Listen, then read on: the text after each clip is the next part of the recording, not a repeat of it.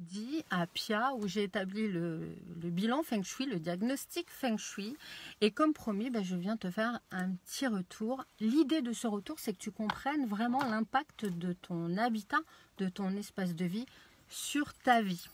Donc, je te dresse le truc, le tableau, le pédigré d'Élodie. Donc, Élodie et son compagnon forment un couple recomposé. Lui, il a des enfants plus grands de son côté. Elle a un petit garçon qui est en maternelle, issu d'une première union. Et ils habitent dans cette maison depuis le mois d'août 2019. Et elle voulait vérifier, en fait, si la maison les portait, si elle était à leur service, si elle les soutenait dans leur projet, ou alors si elle présentait quelques freins. Alors avec ce diagnostic Feng Shui, on a mis au clair, on a identifié les potentiels, tous les points forts, mais aussi tout ce qui pouvait poser un problème dû à la maison.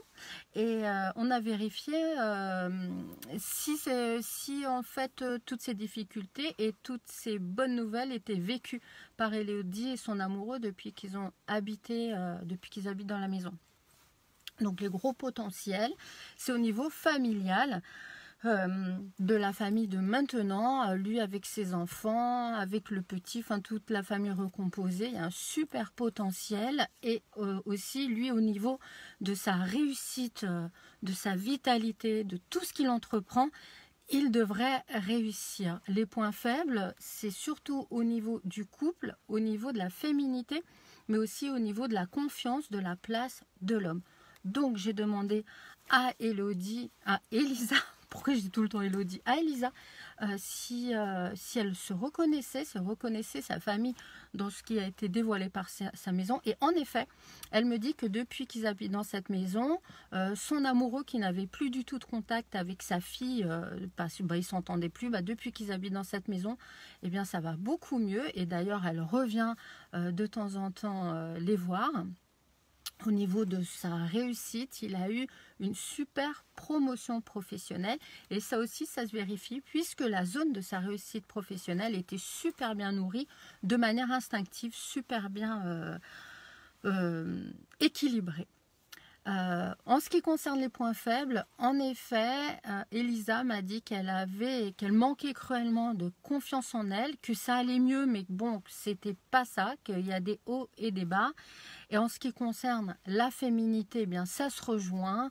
Elle a traversé une période très difficile à ce niveau-là, et bon, depuis qu'elle habite dans cette maison, elle a pas... Ça va pas mieux, mais elle a envie en tout cas de s'en sortir. Elle cherche des clés pour avoir plus confiance en elle et pour se positionner plus en tant que femme.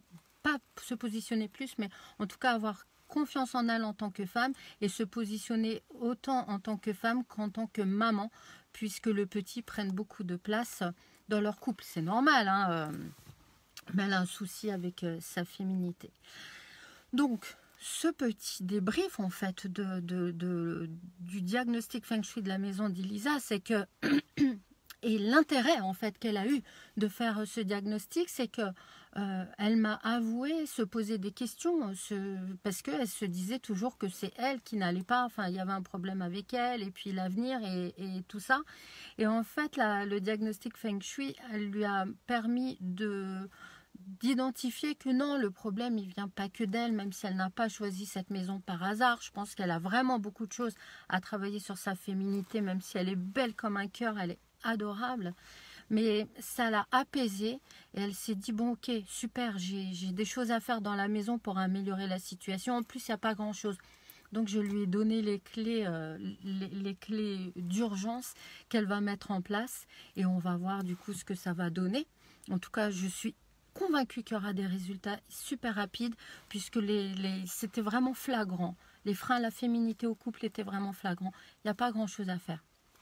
Donc je suis sûre qu'elle aura des résultats très vite. Donc elle a bien fait de faire ce diagnostic puisque maintenant elle est apaisée. Elle sait qu'il y a des choses à faire de par sa maison pour rebooster son couple. Surtout que voilà, les affaires, le boulot, tout va très bien.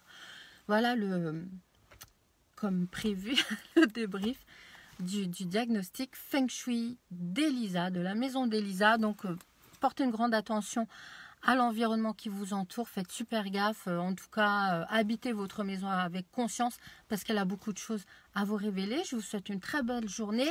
Moi, je vais encore continuer le feng shui de la maison. Yoga et chocolat. Mouah, mouah, mouah. Ciao, ciao.